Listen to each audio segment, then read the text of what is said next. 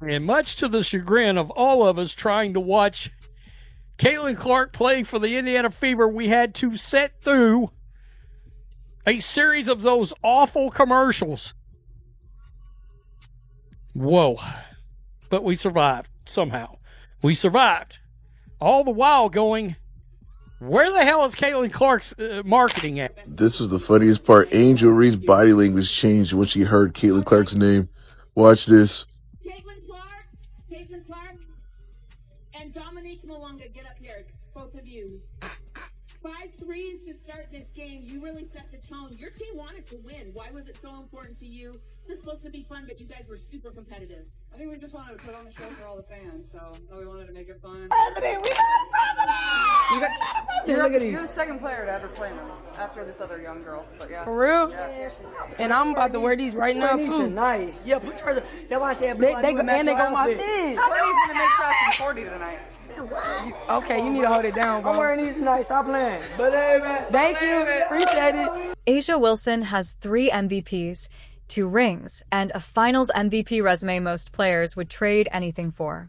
But Nike's shoe division is telling a completely different story right now, and it revolves around Caitlin Clark, not her. Who don't know who A'ja Wilson was. If you was to walk in the Nike store today and it said AJ on there, I'm guessing you would have named a lot of other athletes before you got to A'ja Wilson. Okay? Or AW, however she gonna market that shoe, you ain't gonna know that it's A'ja Wilson's shoe. I'm sorry. And like I said, I love her game. I really do. But Caitlin different. All right? Caitlin is selling the game of women's basketball. Caitlin is making you turn on your TV to see what she gonna do next. No, A'ja does not deserve a signature. Nike just confirmed something that's going to keep Caitlin Clark's name in headlines for 5 straight months, and that's not an accident. That's a plan. The Caitlin 1, her first signature sneaker, launches October 1st in a colorway called Racer Blue at $140, and according to reporting tracking the release calendar, Nike has already mapped out colorway. Drops running from June all the way through October 2026. Is on to something. Now, when I say this woman is on to something, I mean she's really close to it. Really close to it. She could sniff it. She could smell it. She could even push that button. But instead, she's like right next to it. And I'm talking about with her hoop shoes. These bad boys right here are just kind of mid. They really are. But one thing is saving them. One thing in particular, and it's the goddamn gradients. The gradient colorways are going to save this bad boy every single time. And the WNBA All-Star Weekend pair is nothing less than doing so. It's nothing less than great. It's nothing less than phenomenal. A gradient on this silhouette with these materials is a 9. Sit with that for a second.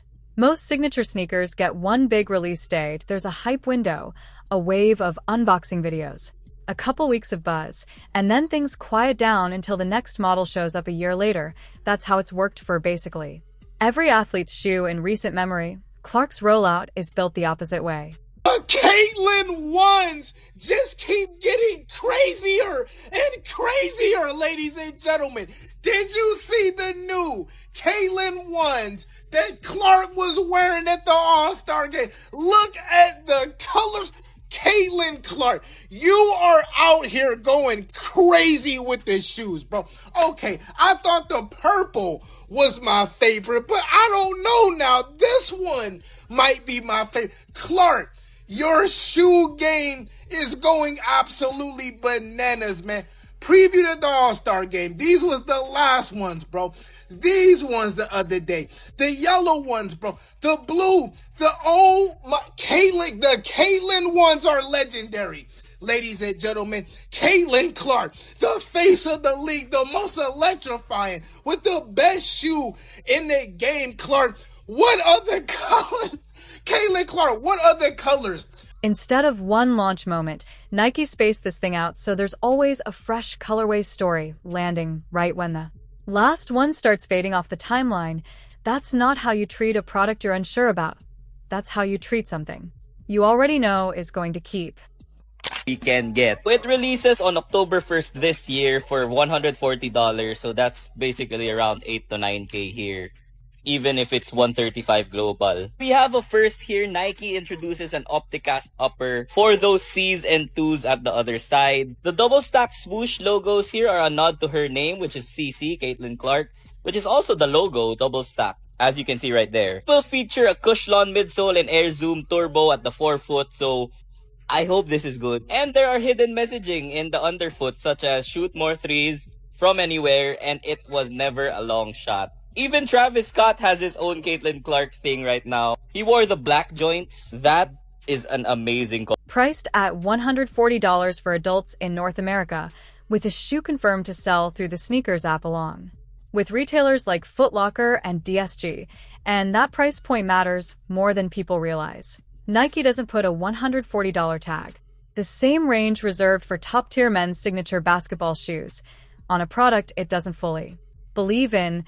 Compare that to most WNBA signature sneakers, historically priced lower, treated more like a nice-to-have line extension than a flagship product. Clark's shoe is getting flagship pricing and a flagship release calendar. That alone tells you where Nike's confidence is sitting right now. Caitlin Clark was making her rounds and she was having these meetings with different brands. There was this graphic that was going around that said all of the offers that she was offered. So Adidas offered her 4 years for $6 million, which is crazy.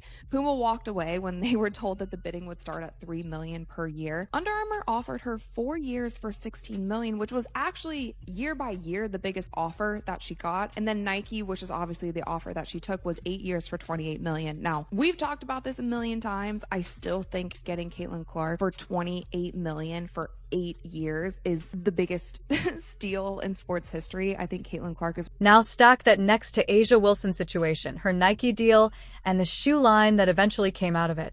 Took years longer to even materialize, and outside reporting has pointed directly at how long it took. The best player in the league to finally get her own signature sneaker in the first place. Years for a player who's already won multiple MVPs and multiple championships by the time her shoe finally hit shelves. That gap alone tells you something. Uncomfortable about how these decisions get made inside sneaker companies, and it's not always tied to who's winning the most hardware. Yo, chat, Caitlin debuted her purple colorway of the Caitlin ones, bro. And the purple one, in my opinion, is harder than that yellow and blue one I did the video about. Bro, y'all cannot tell me that purple colorway isn't crazy. And I feel like these Caitlin ones gonna go crazy when they start hooping in them, bro. Like, these gonna do numbers on for the women and the men. Like, honestly, look at that triple C on the tongue. Hard. And then, did you peep the triple check? And look at this. It got the blue, the white, the red. The USA look to it.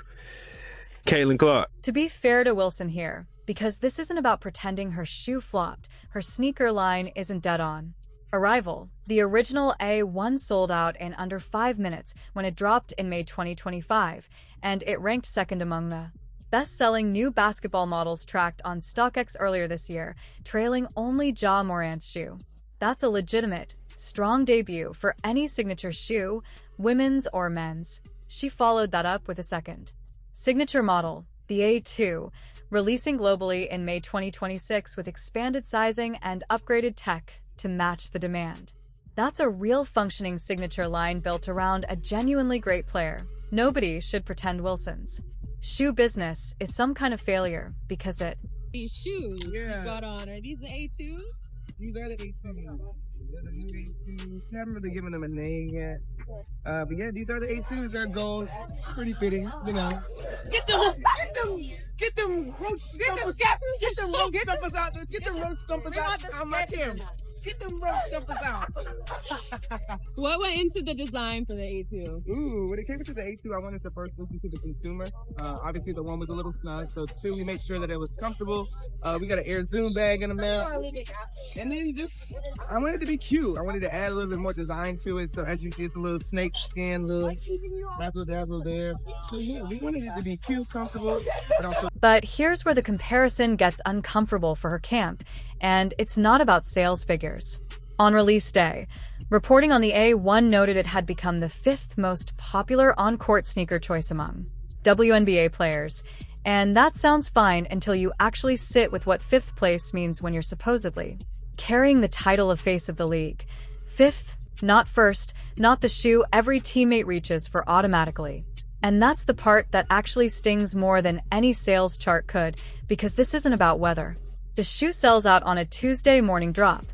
It's about whether players who have zero contractual obligation to wear it are choosing it anyway out of pure preference, the same way regular fans line up outside stores for hours on their own time. Sellout speed measures hype, court usage measures loyalty, and right now those two numbers are telling slightly different stories about Wilson's shoe. Guess what? What?